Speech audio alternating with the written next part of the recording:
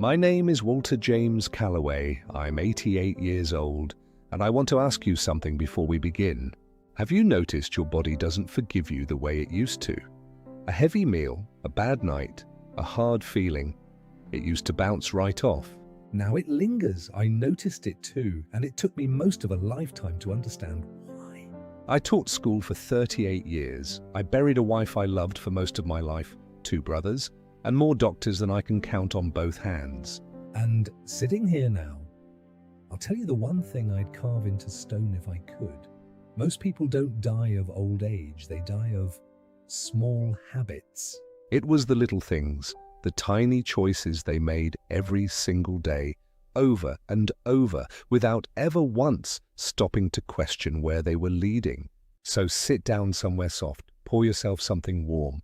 I'm going to walk you through 3 things to stop eating, 3 things to stop doing, and 3 places to stop living. And here is the best part of all. Not one single one of these changes will cost you a dime of your hard-earned money, but every one of them has the power to give you back years, precious, healthy years, that you might not even realize you were losing right now. Let's start this journey together right now. The first one is about the table. Have you ever finished a big supper and felt that heavy, sleepy weight come over you, where you just want to sink into the chair and not move? We tell ourselves that's a good meal doing its work. But have you ever stopped to wonder what's really happening inside you in that moment? Because it isn't rest, it's strain. When you eat a great big heavy meal, your body has to send all its blood rushing down to your stomach just to handle it all. And while it's down there working, your poor heart is left straining up top to keep everything moving. The doctors found that one heavy meal can raise your chance of a heart attack about 4 times over in the 2 hours right after you eat. 4 times. Over a second, helping you never even needed.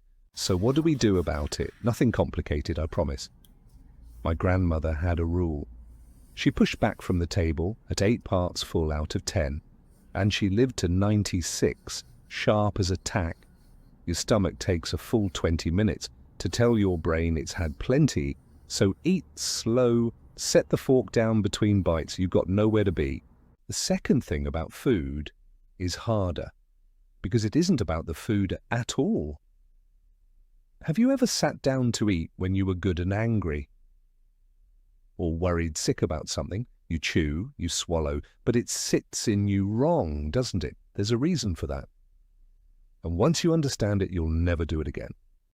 When you're upset, your body floods itself with stress, the same old machinery that used to help us run from the bear. And it does one thing very well. It shuts your digestion right off. Your stomach clenches up like a fist, and the food just sits there and turns. So here's my rule. If your heart's racing, the food can wait. 3 slow breaths, a little warm water, look up at the sky for 5 minutes. A cold dinner never killed a soul. Eating in a fury just might. And the third thing about the table. I want you to think about your suppers. For so many of us, the evening meal is the big one, isn't it? The day's done, but the television's on, and that's when we finally load up the plate. It feels earned. But it may be the most dangerous habit of the 3. They studied folks 50 and up right here in this country. The ones who ate heavy late at night had a higher chance of dying of heart trouble. Think about it. You eat a mountain, then lie down flat, and ask your body to rest and digest all at once. It can't. So turn it around. Make breakfast and noon your real meals. Let supper be light. A little soup, some eggs. Try it just for a week. Now that's the food. But I'll be honest with you, the food is only half the story. The other half is the way we treat the people around us. And this is where I've watched good, decent folks do the real damage to their own lives without ever knowing they were doing it. The first one I'm ashamed to say I caught in myself. Have you ever noticed how easy it is as the years go by to turn just a little bit sour? It starts so small. One gripe about your knees in the morning, then a word about the news, then kids these days. And before you know it, every sentence out of your mouth is a complaint. I had a friend, Earl, 2 doors down, funny as anything in his day. But he went sour, and slowly folks stopped coming around. Not because they stopped loving him, because nobody wants to leave a visit feeling worse than they walked in. So what changed it for me? It was something small yet truly profound. Every single morning now, before I do anything else, I make myself say one good thing out loud. And when one of the young ones shows me a gadget I can't make heads or tails of, instead of huffing about it, I say 3 little words that open up a whole new world of connection. Tell me more. You would not believe the magic those 3 simple words can do. They don't push a person away or make them feel judged. Instead, they pull them right in close, creating a bond where there used to be a wall. It is the most powerful invitation I know, and it costs nothing but a little pride. The second habit is a difficult one to break. It's the one that gets the strong ones, the proud ones, the fellas who spent their whole lives being the one everybody else leaned on. Have you ever turned down help you actually needed just to prove you didn't need it? I did, more times than I care to admit honestly. I've been there myself. A couple years back, I was hauling heavy groceries up my own porch steps. My arms were shaking. A kind young man offered to carry them for me, and I said, "No, thank you, I've got it." Well, the truth is, I did not got it. I threw my back out for a week and sat there alone, feeling sorry for myself. And for what? For a bit of stubborn pride? Here is what it took me a very long life to learn. When you let somebody help you, you are not a burden to them. You are handing them a rare and beautiful gift. You let them feel useful. You let them feel needed. If you shut people out long enough, one day they simply stop offering, and you lose more than just a hand with the groceries. And that right there is when you are truly alone. Don't let your pride build a cage around your heart.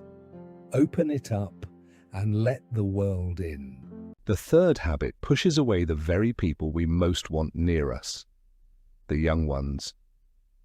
My great-grandson Caleb came by one afternoon, all lit up about some game he was playing, and I'm ashamed to tell you, I waved my hand and said, "We didn't need all that in my day." He went quiet, said he ought to be getting going, and the door clicked shut behind him. I sat in that silence a long, long while. I never meant to make that boy feel small, but I did. Every generation is fighting a war the rest of us can't see. Theirs is just different from mine. So now, when Caleb shows me something, I don't tell him about my day. I say, "Show me how that works," and he lights right up. We don't get close through me being right. We get close through me being curious. Now I've told you what to stop eating and what to stop doing. The last piece is where you let yourself live, because some places will take the years right off you and you'll never feel it happening. The first one. Have you ever walked into a room and caught that closed-up, musty smell? Maybe seen a little black creeping into the corner of the ceiling? We think that's just unpleasant. It is far worse than unpleasant. A damp house is a breeding ground for the kind of thing that gets down into your lungs. Coughs that won't quit, bronchitis, pneumonia, before you even know you're sick. And it settles into your bones, stiffening every joint you've got. So if you wake up hurting worse than you lay down, look at your walls before you go blaming your age. Open the windows even in winter, just for a bit.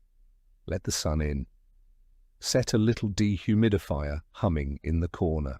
The second place is the one I'd carve over every doorway in this country if they'd let me. Too far from the people who love you. I know the story we tell ourselves.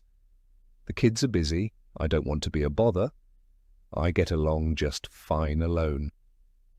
But the meals you eat by yourself start to add up. The doctors found that older folks living cut off and isolated carry something like 50, 60% more risk of losing their minds to dementia. Loneliness doesn't only break your heart, it eats away at your mind, and it isn't only the sadness of it. You take a dizzy spell and fall, or your chest goes tight in the middle of the night, and who is there to reach you? When my Ruth had her spell, I was right there beside her. I made the call.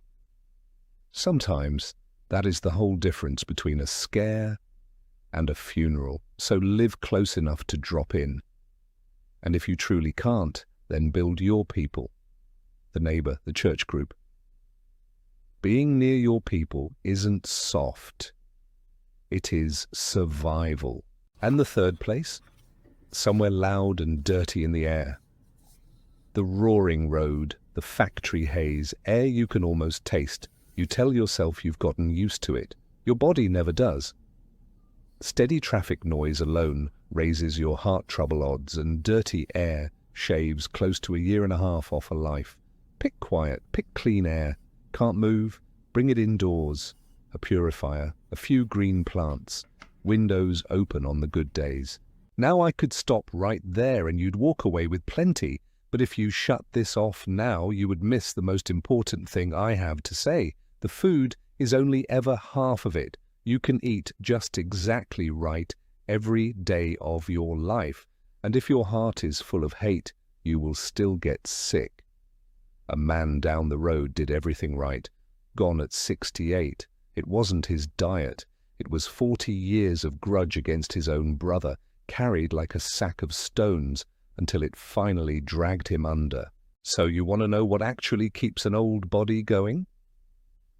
After 88 years of watching, I can tell you it comes down to 3 things. Something to wake up for. A garden, a great-grandbaby who calls it every Tuesday. People to love, the kind who will sit right beside you when you're scared. And a little peace in your heart, and which mostly just means forgiving folks. Not because they ever earned it, but because you deserve to set those heavy stones down at last. There's a little book that says all of this far better than I ever could. It's called Tuesdays with Morrie by a man named Mitch Albom, the true story of an old professor dying who spends his last days teaching one final student how to live. There's a line in it I've underlined so many times the page is near worn through. Once you learn how to die, you learn how to live. On some quiet evening, in a world that won't stop hollering at you, that little book will come and sit with you like an old, dear friend. Before I close with the one thing I most want you to carry, something quiet has changed here. There's now a way to walk alongside this work, if you've ever felt moved to. It's called Friend of WISECAST. A small badge beside your name. An episode's a day before everyone else. Nothing more is asked of you. If you don't, the work continues exactly the same. Either way, Joachim, thank you for being here. And the last thing, the thing I'd shout from a rooftop if these old legs could climb up onto one: stop waiting. There is no someday. There never was. There is only this, the warm cup in your hand, the people under your roof, this one quiet afternoon you've been given. I won't be here for all the tomorrows you've still got coming, but you've still got time. Eat a little less, forgive a little more, and call somebody who's sitting by their phone right now, just hoping to hear the sound of your voice. Whoever you are, wherever you're sitting, may you grow old soft and not hard. This is Walter James Calloway. Still here and still kicking.